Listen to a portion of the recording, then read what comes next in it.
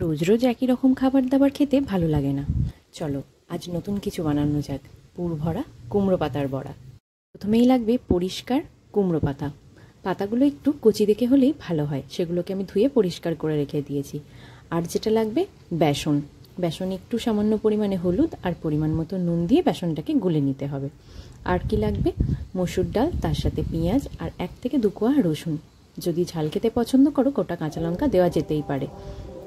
তো আমার ছোট্ট একটা ছেলে আছে, ওর জন্য আমি কাঁচা লঙ্কাটা দিই না।